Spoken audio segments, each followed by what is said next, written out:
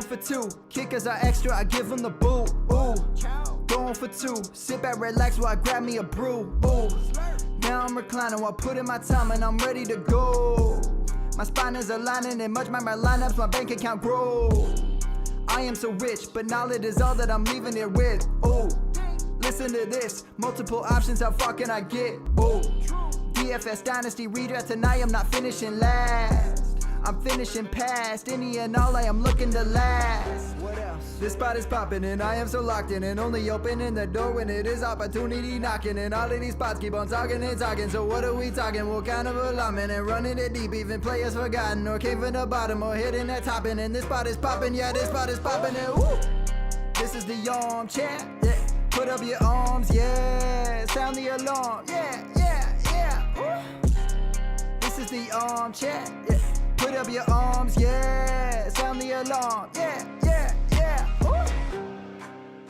What is going on, guys? All right, welcome to episode 204 of the Armchair Fantasy Show. I am your host, of course, Jeff Lambert. You can follow me on Twitter at JeffLambert77. We are live here every Wednesday night on the Going for Two Live podcast network on Facebook, Twitter, YouTube, and Twitch. Syndicated in all major podcast networks and streaming in the Going for Two app for iOS and Android. If you are on YouTube, please hit the like and subscribe button. It helps us out with our numbers. Appreciate it. I'm here, as always, with my co-host, Mr. Ryan Searfoss. Ryan, what's up, man?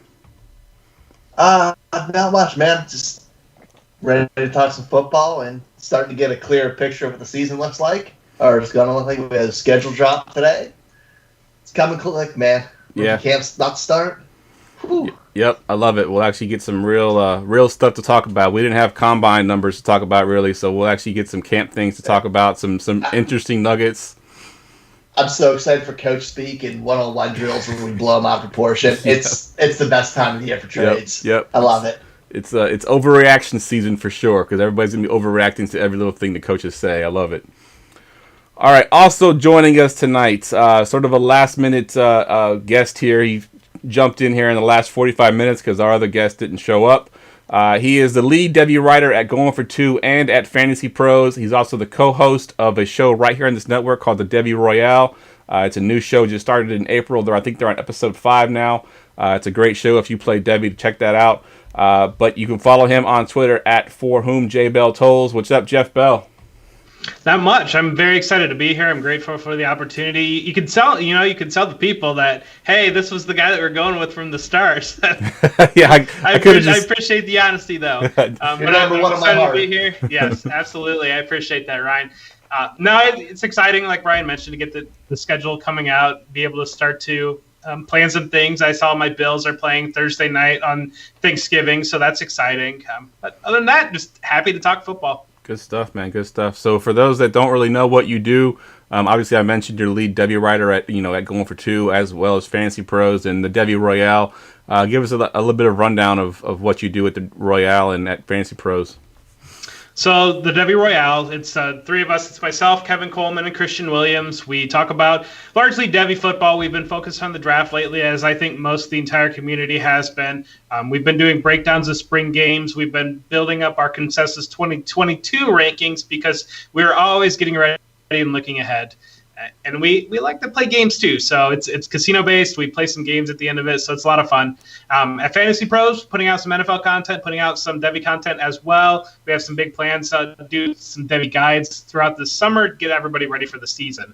And again, just cranking out some NFL articles. You can find my link on my page on Twitter at @forwhomjbelltolls. All right. And otherwise, good stuff. Happy man. to be here. Good stuff. Yeah, you're all over the place, man. I remember when you first came on board with us. You're your first time doing anything, and now you're at Fantasy Pros, lead writer, and the whole nine. So good stuff, man. I love it. All right, let's jump into the news and notes. News and notes from around the league. News and notes is brought to you, as always, by the Dynasty Trade Calculator. Everyone hates bad trade offers, right? No one wants to be that guy. Never make a bad offer again with the Dynasty Trade Calculator. Visit goingfor2.com/DTC to sign up for only $15 a year. That's right. All you do is visit goingfor2.com/DTC and get the best trade calculator for only $15 a year. Stop guessing, start calculating. All right, not too much news going on right now. Most of it's related to the rookies signing their contracts, but there are a couple things here I wanted to talk about. Michael Rothstein reported the 49ers, the Patriots, Raiders, and Colts could be possible trade partners for Julio Jones. What does this do for his value, Ryan, if you own him in any dynasty leagues? I think Julio right now is just a wait and see and a hold. I don't think he's tradable because there's no way where anybody's happy with the trade. Red's not going to be happy. So if you're trading him away, you're going to feel psyched because you're going to want him first because he's Julio Jones. And he could put out a wide receiver one season. It's not out of the realm of possibilities. He can also fade to nothing, which that cliff comes quick when you're 32. But right now, he's kind of untradeable, especially if you're on a competitor. And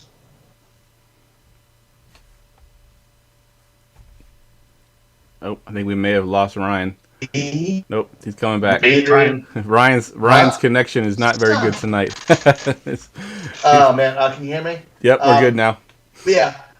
Landing spot-wise, like I said, 49ers sucks because there's a lot of weapons there. And I don't know where you fit in. Patriots, there's so many questions. I hate it. Raiders, same thing. Derek Carr, and he fit there, but I don't know if they're going to pass enough where it's worthwhile. I love the Colts' landing spot with the potential of Wentz there. He kind of fits in, but again, there's still decent targets that are run first team. I want him to stay in Atlanta, to be honest. I think that's the best case scenario for him. And if I'm trading him, I'm not. Like, there's no way I'm trading him. If I'm not a team competing for a championship, I'm holding him trading the season until somebody's desperate. But right now is just not the time to do anything with Julio. All right, Jeff, what are your thoughts on those landing spots there? If you're an owner of Julio, which of those teams do you prefer he goes to? I would like him to stay away from San Francisco. I own Ayuk. I own Tebow. The value on those guys have been fantastic. I don't really want him tanking all of that. One more. I think there's enough mouths to feed there. One more mouth to feed. That's probably going to push it over the edge. Looking at these, the Colts stood out. The Raiders are interesting if he's kind of that secondary target with Darren Waller. The Colts stood out, though, as somewhere he can come in and be the primary receiving option. I would, too, like to see him stay in Atlanta. We don't get to see these guys play their careers for teams very often. And so a player like him moving to a different team is just going to enter that phase where he looks weird in the uniform. But again, with bringing Kyle Pitts in there, I'd love if he were able to take Kyle Pitts under his wing for a year. Yeah, I like it as well. I think I agree with y'all. It feels sacrilegious having him on a different team. It's one of those guys that is always going to look weird in the uniform of any other team. Yeah, I agree 100%. I hate the idea of it. Yeah, but I do like the Colts, though. If I'm an owner and I kind of resign myself to the fact that he won't be a Falcon this year, I'd prefer him to stay with Atlanta, obviously, because we know Matt Ryan loves him. He's going to look for him all the time on the field. But if I had to pick one of those four teams, it's definitely going to be the Colts for me as well. This last note here, I had to put it just because it's the fantasy community was all over this one, and I don't really buy into it too much. I just want your thoughts on this. Tim Tebow, of course, signed the contract as a tight end with Jacksonville. Jeff, what are your thoughts on this when you initially heard this? They're going to sell so many Tim Tebow jerseys. And my initial thought is this is business 101. You're going to be selling every version of Tim Tebow jersey, and people are going to get them to go with their Trevor Lawrence jersey. I like it in the sense that I don't know. I don't know that he's going to make it through. He's not going to play. I would be shocked if he makes the roster. In camp, he's going to draw a lot of attention and stuff. In that regard, I feel like Gardner Minshew is a big enough personality, and Trevor Lawrence is obviously coming in that he can help take the attention away from the media and storylines on those two quarterbacks and what's going to happen with Minshew and spotlight on Trevor. So from that regard, I think team standpoint wise, I think it's fine. I think business, it's genius, but I certainly understand people. He's not going to play. Yeah, I 100% agree. I mean, I made this argument in a few of my groups and basically saying that there's guys that are athletic freaks that have been playing tight end their entire lives. They were beasts in college. They come to the NFL and they struggle. This is a guy that's never played tight end before in his life, and now is coming in as a 33-year-old guy that's been out of the league for however many years he's been out of the league, and he's going to play tight end. I just don't see it happening. What about you, Ryan? I didn't want to talk about it, man. It's the dumbest thing in the world to me. I hate Tim Tebow. He's 34 or 35. He's never played the position. He was busy batting .220 in single-A baseball, being trashed there, and it's just a publicity stunt. And there's a lot more deserving guys who could get a chance. I hate it so much. Like, I have nothing positive to say. Like, and that was a nice version. Like, it's upsetting to me. Like, it's so stupid. I 100% agree with y'all. I think it's just a PR move. That's all it is, really. It's just a PR move. Sell tickets. You got the whole community, both the NFL community and the fantasy community, talking about it. That's what they wanted to happen. Like Jeff said, takes the spotlight off of Trevor Lawrence is the new quarterback in town, and just a PR move for sure. But is that a good thing? Like, why do you want that distraction around your rookie because quarterback? It's Urban Meyer and he doesn't care. What a freaking idiot! He's gonna have another mental breakdown and retire again. The rate he's going. Take the USC job and be there for 5 years, and then be back to Fox and enjoying life. Oh, it's so stupid.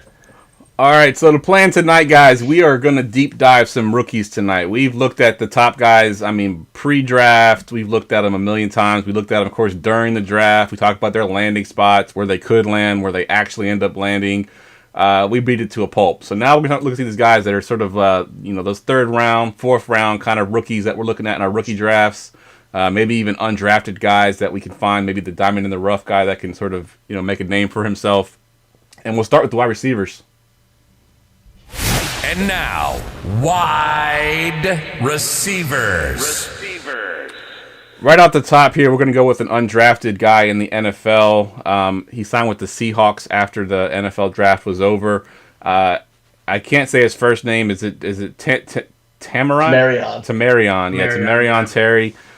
Jeff, I'm going to go to you first on this guy. Give me your thoughts on, one, how he was in college. I know people thought he'd get drafted. He didn't. Then he signs with the Seahawks now. They got a pretty good depth chart there with receivers. What do you think his chances are that he's relevant in fantasy at any point? So he was a good athlete at Florida State. I don't know that I don't want to say the mental side, but just the processing, the playing the position I think is something that he's struggled with. He's struggled with catches just a little bit. I like it's just a very crowded room. I really like Eskridge. They took him. I want to say they used another pick on wide receiver, but maybe I'm wrong there. But I do know that they've signed Cade Johnson as another guy out of South Dakota State that I really like. And I think he's got a great shot too to bring some special teams. And the other thing too, Freddie Swain played a lot of snaps for the Seahawks last year, and so he's not gone. And so I think it's going to be an uphill climb for Tamarion Terry to make the Seahawks, much less I don't expect any fantasy relevance this year. Were you surprised he didn't get drafted? Were you one of the guys that thought he would? Yeah, not really. I don't know. There are things that he does that teams like, but at the same time, I think there are concerns that it made it warranted for why he wasn't drafted. I was surprised at just the talent of the wide receivers that weren't drafted. I mentioned Cade Johnson. I think he's a great special teams player who can also participate in offense. Another guy that wasn't drafted was Jonathan Adams. So I'll talk about him a little bit later. But I thought he was a very talented receiver that could have been drafted too. And I think Frank Darby was another guy I liked that wasn't drafted. But so I was and I was not. There's just a big group of receivers that could have been picked, and he just wasn't. And sometimes that happens. Yep, I think I agree there. Ryan, what are your thoughts on Terry? The athletic upside's there. Like I said, you mentioned before, he's 6'4", 210. He made a lot of big plays at Florida State.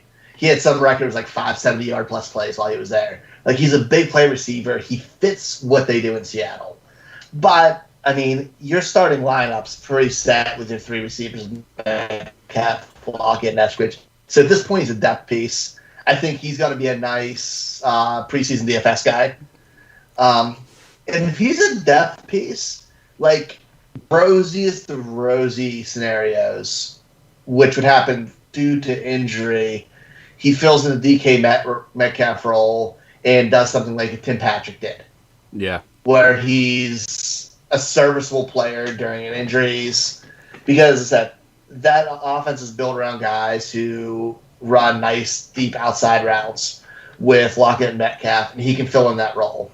While he has a pretty raw skill set for the rest of the route tree, he fits what they do, so it could give him a roster spot because of that talent as a developmental piece.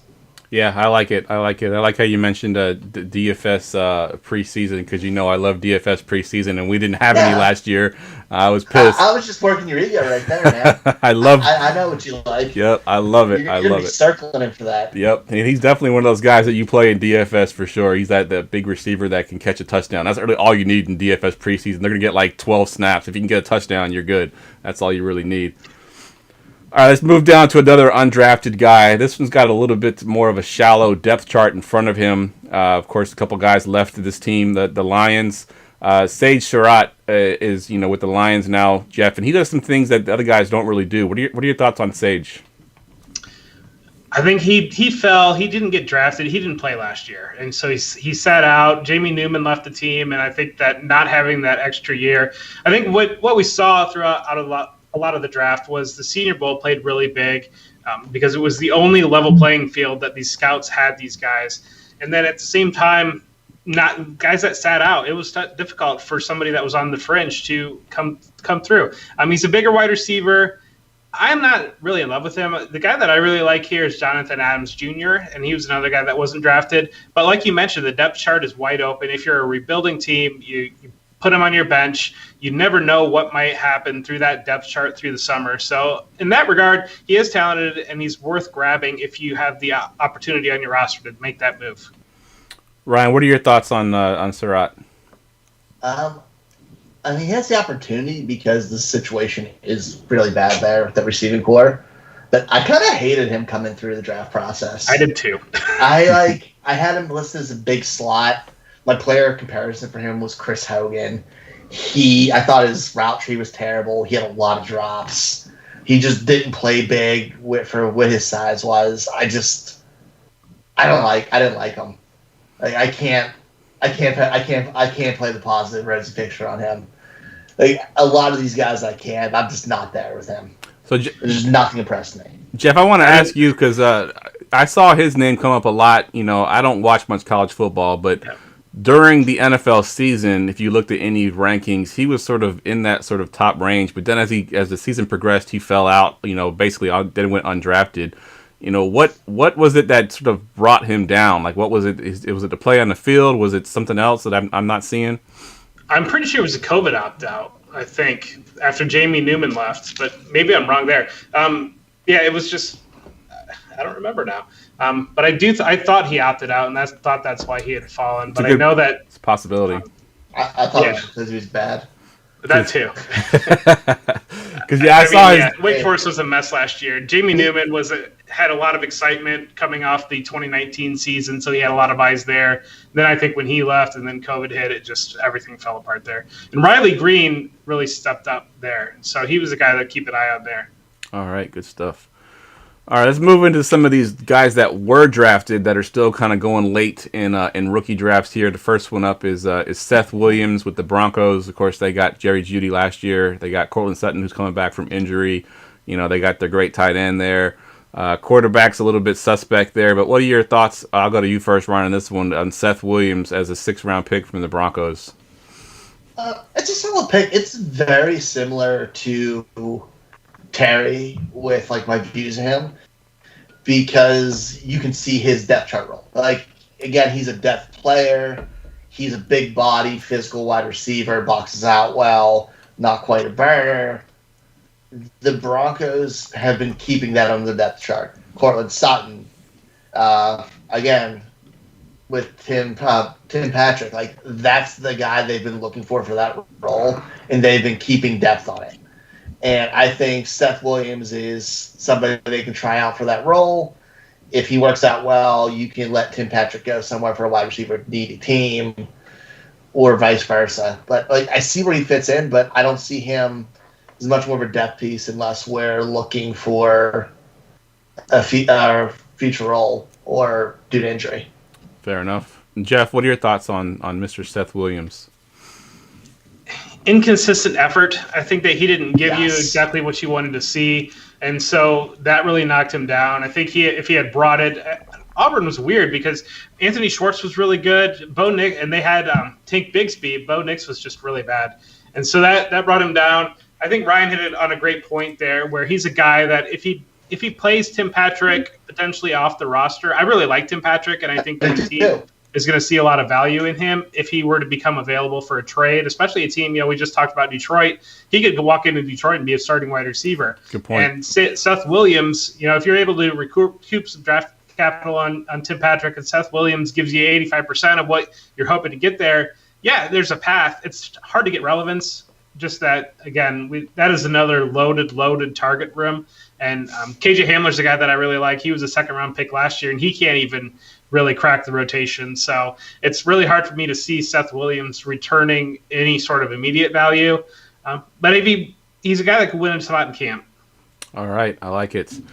So this next guy on the list actually has some really high draft capital, and he was one that I was actually live with another show at the time when this pick was made, and I had to ask the panel, like, who is this guy? I literally had no idea. I hadn't scouted him. He wasn't in my rankings. I had no idea who this guy was. Josh Palmer, 3rd round to the Chargers. First of all, I'll go to you, Jeff. Who is this guy, and why did he go in the 3rd round, and is he worth drafting in our rookie drafts?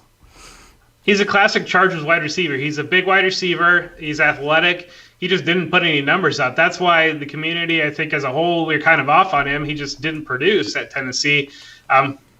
Again, he just fits that. If you close your eyes and you think about a San Diego wide receiver, you think a big 6'4" athletic guy, and that's what he is. And so in that regard, using a 3rd-round pick on him, the future can be pretty uncertain for Mike Williams, his ability to stay on the field, and also his contract situation.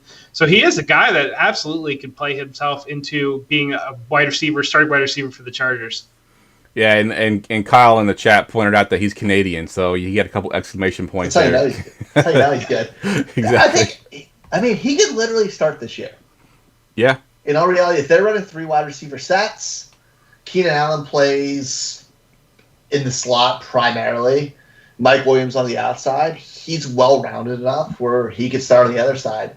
It doesn't mean he's going to get volume, but sometimes being out on the field can lead to opportunities, and you never know who shows out. The 3rd-round draft capital's there. There's definitely upside to him. I have no problem taking him the 3rd round of a rookie startup. Agree 100%. Or a rookie draft. Yeah, in a rookie draft. Yeah, I agree 100%. I think he's one of those guys that has that draft capital, and I think taking him in the 3rd round of rookie draft, he's probably the highest NFL drafted player you're going to get in that 3rd round. So I agree, and Mike Williams might not even be there next year. So, maybe Palmer gets an even bigger role next year. So I definitely like that pick for sure. He's under the radar. Let's do 2 more real quick. Ryan, I'm going to go to you first on this one. This is one of your boys that your Ravens took in the 4th round, Mr. Tylan Wallace, who was he was pretty hyped up coming into the draft process. He slipped a little bit into the 4th round, but the Ravens, I think, got a pretty good deal here in the 4th round. What are your thoughts on Tylan Wallace? I love Tylan Wallace. I mean, if you've listened to the show or any show that I've been on talking rookies, I love Tylan Wallace. I have the whole process. Before he got injured in would have been the 2020 draft, I had him ranked in there, and he was in my top 5, possibly 3rd, my wide receiver 3. I love the skill set. He plays super physical for his size. He snatches the ball. He's good running after the catch. He tracks the ball well. He does a little bit of everything, and he's just been hurt. I mean, a lot of him slipping in the draft was his medicals. He's tore his knee up. He's been beat up. He hasn't played full seasons. And that hurts an NFL player. But fantasy-wise, he's a hold, and he's somebody right now who's going to get drafted. He's going to disappoint this year. And he's going to get dropped. And I'm going to pick him up every time he's dropped for free come week 14. And when that wide receiver depth chart at Baltimore opens up a little bit, or Greg Roman leaves, or Greg Roman gets a shit together, he could be their 2nd guy in volume next to Rashad Bateman. Because if they spread that offense out right, Bateman's their lead receiver, Hollywood's deep threat, Tylan Wallace could shred underneath. I can see a world where it happens. And I think he's going to get overdrafted now, released, and you're going to get him a discount later. All right, I like it. Let me jump to the next guy really quick here, and I actually lied to y'all. I said Josh Palmer had the highest draft capital, but this next guy actually had even higher draft capital, and he's getting no respect whatsoever. Tutu Atwell, 2nd round pick for the Rams. Jeff, what are your thoughts on him, and does he have a chance to be that number 3 receiver there? He brings something different than Cooper Kupp and Robert Woods, and so that could be his opportunity to make the roster. He's a smaller wide receiver. He's fast, and so he's kind of that Brandon Cooks mold maybe, and they're able to use him to stretch the field and also creatively get him the ball. And so in that regard, using a second-round pick on a guy, that opens your eyes. It's interesting. Everybody kind of waited for Van Jefferson, and people weren't sold on him, but then he got that second-round pick, and I feel like the Rams kind of did it again here with Tutu, a guy that people weren't sold on, and putting that high draft capital on him. But again, he does bring a different skill set than Cooper Kupp and Robert Woods, and I think that gives him a great opportunity to have a key role in the offense. Yeah. Ryan, do you think he goes third round, do you think, in rookie drafts? I have Tutu shares of him already. You have 2 shares of Tutu? Yeah, 2 shares of Tutu right now. Teams want that receiver on their team. Like, they want a guy who's going to stretch the field, whether they use it a ton or not. But I've seen enough Matt Stafford in my life to know he likes to sling the ball a little bit and isn't afraid to take shots. And Bobby Woods and Cooper Kupp aren't really that guy. Yes, they have D-Jax, who's the perfect person for him to learn under. But he has breakneck speed here in a 4.39. Yes, he's super tiny and would be an outlier. But the draft capital is there.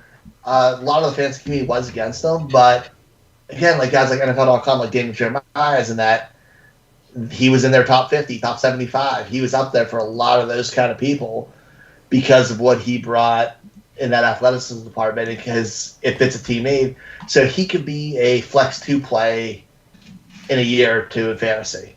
Like, he's your boom bust player when you're facing a team who's a little bit tougher and you need that 3 catches, 152 touchdown game. I like it. Yeah. Or he's on a bust. PJ Kennedy, one or the other. PJ Kennedy on Twitter says that he's an NFL player trapped in a 7th grader's body. I mean, he ain't wrong. All right, that wraps up the receivers there, but is there anybody that either of you want to talk about that we haven't already discussed? Anybody that y'all like in your process or in your drafts that you're getting late that you like? 2 guys that stood out were Kay Johnson and Jonathan Adams Jr. that I talked about as having opportunities to have roles. We didn't go in depth on them. Other than that, off the top of my head, no, I can't think of anybody else. Just remind the listeners, what teams do those 2 guys play for? Yeah, Jonathan Adams is in that crowded but wide open Detroit Lions shuffle. And then Kate Johnson is with Seattle, and that's another wide open opportunity there. Yeah. Yep. What about you, Ryan? Anybody we haven't talked about yet? No, not off the top of my head. I think we hit a good bit of them. Like the late ones who we haven't been hammering for the past 3 months. We do have a couple here in the chat that they're bringing up. 2 guys. One of the guys, Nico Collins, I think we've talked about on the show because I think he's actually moving up some draft boards there because of where he is and if Watson actually lands there. But Anthony Schwartz is the guy that we haven't talked about. What's your thoughts on Anthony Schwartz, Jeff? Very fast. I think he was 4.26. I think he was the fastest wide receiver. My concern, it's hard to see utility there in Cleveland. I really like Donovan Peoples-Jones. I thought he kind of broke out a little bit towards the end of last year. And I really like Hollywood Higgins, too. I think he's a good wide receiver. So, and again, having the top 2 guys there, Odell and Jarvis Landry, last year we saw what the Browns are going to do to win ball games, and it's take the ball out of Baker Mayfield's hands, use that running game, they loaded up on the defense. So I think that there's going to be – I could see Schwartz being an interesting best ball play, but I couldn't imagine the scenario that you're going to start him. Yeah, good point. Let's go ahead and talk about Nico Collins, Ryan. What's your thoughts on Nico Collins there in Houston? I mean, Nico Collins has as good of a chance to be an impact as a lot of players just because look at this wide receiving room. It's Brandon Cooks, Randall Cobb, Kiki QT. It's not pretty. Dante Moncrief. It's not pretty. I don't know the quarterback situation. If it's Davis Mills, you know what? They're going to be together. Rookie camp. They're going to get some sort of a bond. I could see him forcing it. And no matter who the QB is, he's something that they don't have on that team is a big-bodied receiver. Their whole wide receiver core is under 6 foot. Their tight ends are not athletic. And he's a red zone threat. Yeah. So, I mean, this team might score 12 passing touchdowns on the season. He could very easily have half of them. Yeah, good point. Yeah, he's definitely somebody that I've kind of moved up my draft boards. He was one of my biggest risers in my draft rankings when I did my rankings post-draft, is I rose him up because of the situation that he was in. All right, guys, quick commercial break here. When we come back, we will do the deep dive on some running backs. Experience a new way to play daily fantasy sports and esports on Thrive Fantasy. Thrive's game concept revolves around player props, which are simple over-unders on player stats. There are contests for traditional sports including the NFL, NBA, MLB, PGA, and cricket, as well as esports titles including CSGO, Dota 2, League of Legends, and more coming soon. Here's how to play. Choose your lineup of over-unders for top-tier athletes that have the biggest impact on the game. Each prop has a fantasy point total based on how likely it is to hit. The more points the selection is worth, the riskier it is. Rack up the most points and win a share of the prize pool. Thrive is awarded over $2 million in cash, so come and prop up today.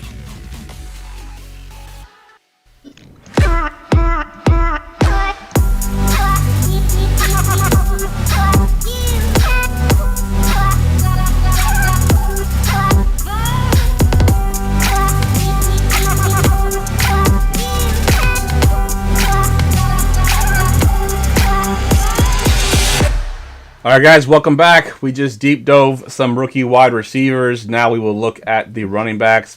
Before I do that, though, I play that commercial every show, and I forget to give the code that you can actually get a deposit match up to $50 if you use the code Armchair. You can download the app Thrive Fantasy. It's like playing DFS with prop bets. It's pretty cool. Very unique concept. It's a lot of fun. So if you are able to gamble in your state, Thrive Fantasy is an awesome app. Very easy to play. And use our promo code Armchair, and they put a match up to $50 on your deposit. So make sure y'all go out and do that. All right, let's do these running backs now. It's time for running backs. Running backs. All right, so not as many running backs that I put down on the sheet here, but there were a bunch that got drafted or that went undrafted. That way we could talk about as well. But a few that I thought had a potential chance to make some sort of impact this year or within the next couple of years.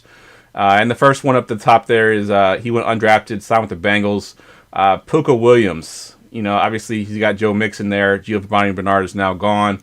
There is a path for Williams to get some touches in this this upcoming season. What are your thoughts on Puka Williams, Jeff? They used a fourth on Chris Evans, so it's going to be interesting because I think there will be a camp battle between Puka Williams and Chris Evans to take over that Gio Bernard role.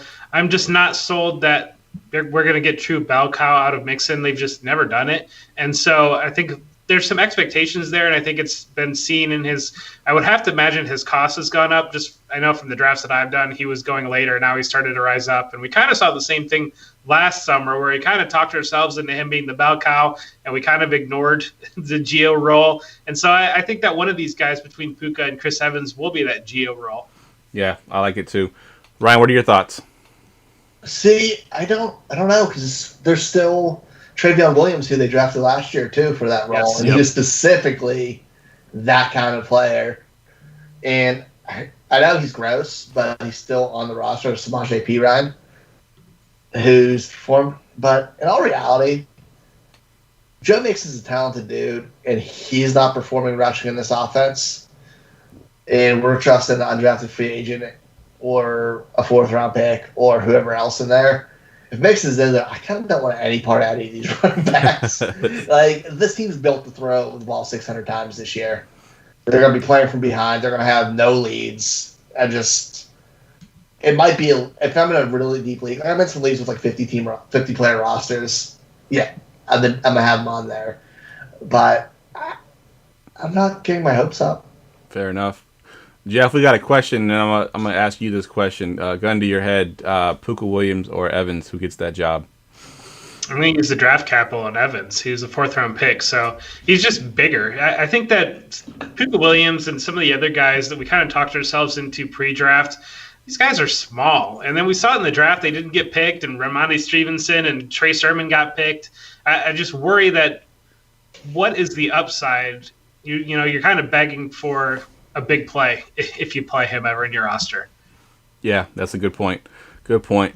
All right, the next guy on my list is a guy that I actually loved. Probably has the best landing spot of any of the undrafted guys. I liked him in the draft process. Thought he would be drafted. He wasn't. Ends up with the Falcons, Mr. Javian Hawkins. Ryan, what are your thoughts there? And that depth chart is pretty wide open. Depth chart is wide open. Situationally, like, I think Mike Davis is a solid running back. We saw he could perform last year. But as a third down role, he's competing with Ito Smith, who's not that great.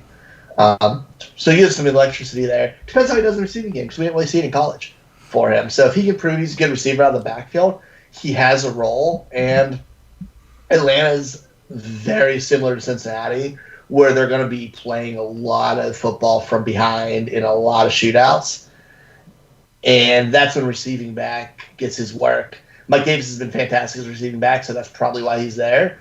But that's someone who can rotate in if he gets there. And Mike Davis isn't a spring chicken either. So there's some upside. I'm not over the moon for him at all. I'm probably just drafted wide receiver heavy at this point. But there's definitely a path to fantasy production. Yeah, I think it's funny. We talked about this a little bit when we had John on our March Madness rookie show. Everyone just assumes this guy's a small guy that, he's a receiving back. He's a third down back. He only had 21 catches in his 3 years in college, which isn't very much. And like John said, though, just because we haven't seen it doesn't mean he can't do it. But we need to see it, you know what I mean? Because that's all he's really going to have a role in the NFL. He'd never be a bell cow at that size. What are your thoughts on this guy, Jeff, Javian Hawkins, and his chances to be relevant in fantasy? I'm kind of sad that we didn't get to see Darrington Evans with the Titans last year, because I think that if we were able to see him, we'd have a really good idea on what Arthur Smith wanted to do with Javian Hawkins. Because with him being out and not having a second back in Tennessee, they just relied on Derrick Henry.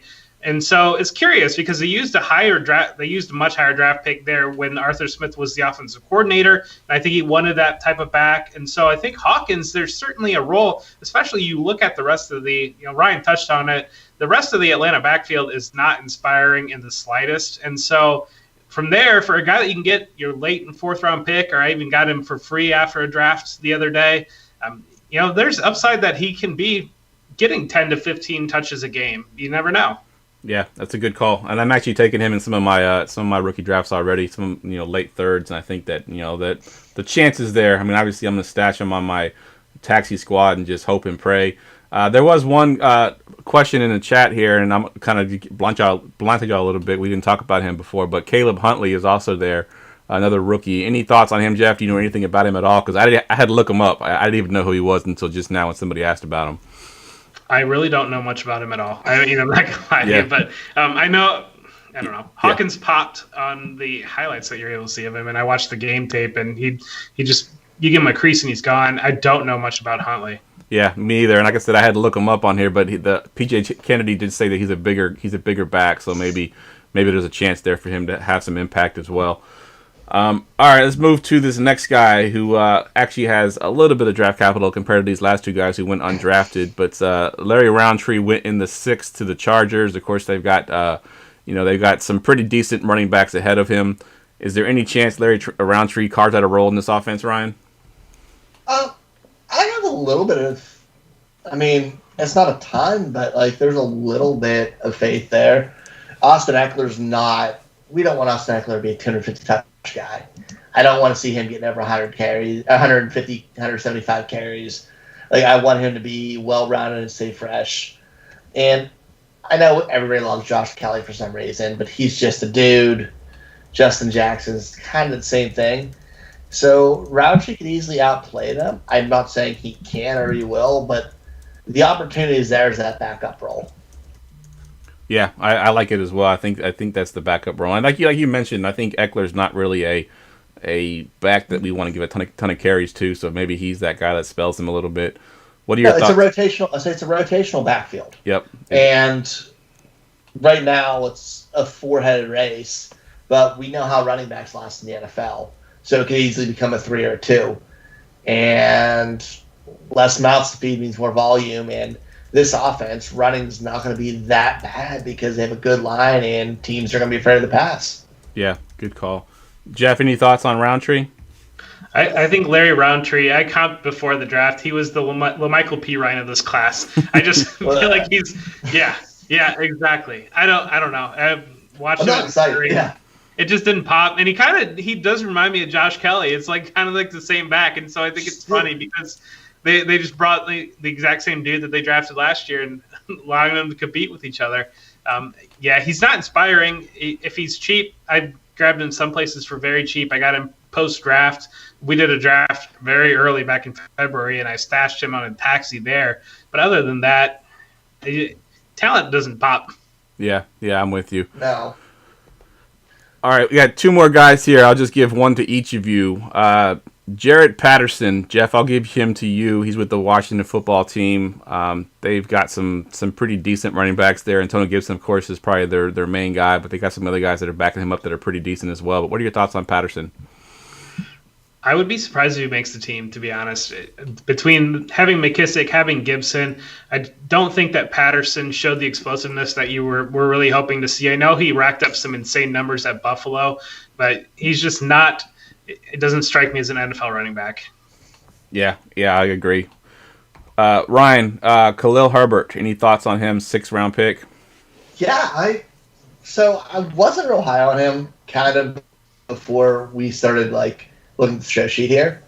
But thinking about it, he's not a really exciting player, but he's well-rounded. And he can do just a little bit of everything. He's one of those guys. He's good at a lot, master of none. And, the Wayne Gallman type, where they're just a fine, okay football player. But this is a run-heavy offense. And Tariq Cohen's received back, and he is not the handcuff there. Khalil Herbert could end up being a high-value handcuff in fantasy. He could, if Dave Montgomery goes down, he could easily be 18 carry guy and get red zone looks because they're going to want to protect the rookie quarterback. They're going to want to run the ball. They play good defense. They're a run-first offense. Yeah. And when you have a mobile quarterback back there, that opens up lanes. So I can see a world where he's in there and gets you fancy production, although he's not really great. But as a handcuff, he's worth a late-round flyer. Yeah, I agree there. I think that he is the handcuff. Everybody's going to be all over Tariq Cohen if DeMont did go down, but I do think that he's probably What the about handcuff. Damian Williams? Yeah, I forget Damian Williams is there. I forgot he was there. Yeah. I was going to say. No, I like Herbert. I don't mean to blow up the spot. No, you're good. Yeah, no, I do like Herbert, though. I just didn't love the landing spot. Yeah, I mean, I think all these guys are pretty much bad landing spots. Draft, we're going to be real.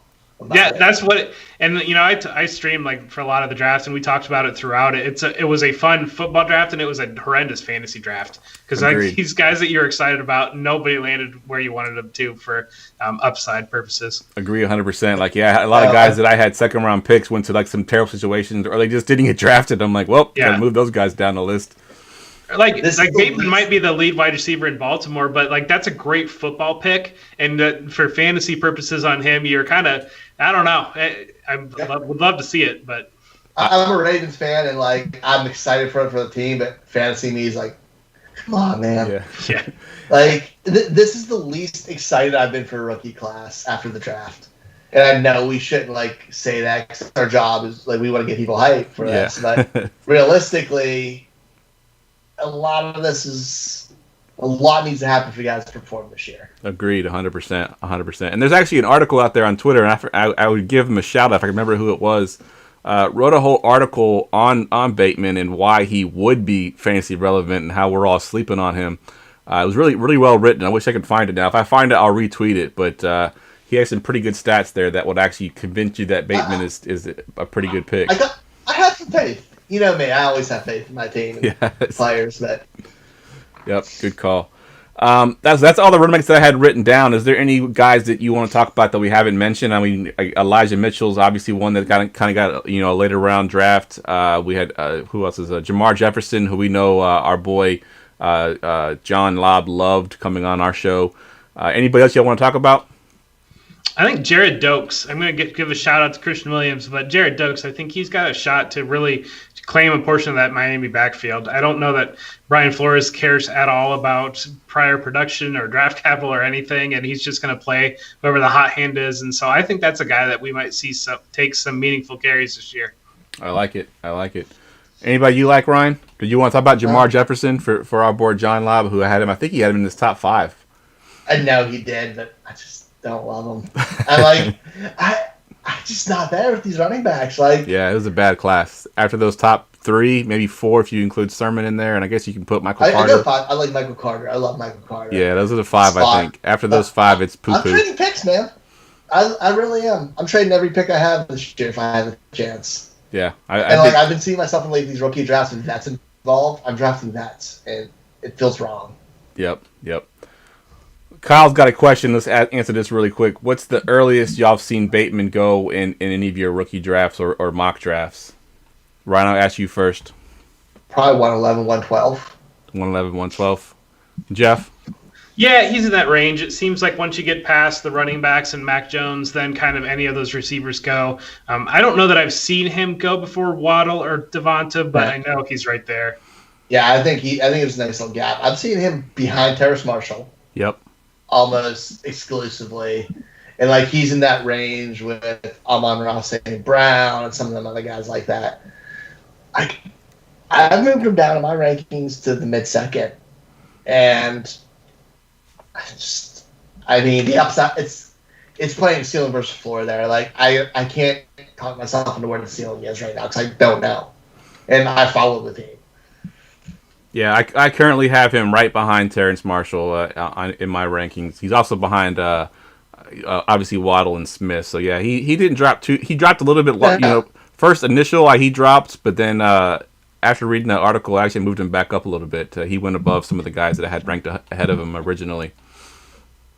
Yeah, Rondale Moore's the guy that I've got Rondale in front of Bateman, but I have him right there behind. I usually go. I like Waddle more than Devonta, his landing spot in Miami, and then I go Rondale and then Bateman right there. But I have him just in front of Marshall. I just think that there's more potential for immediate wide receiver 1 production.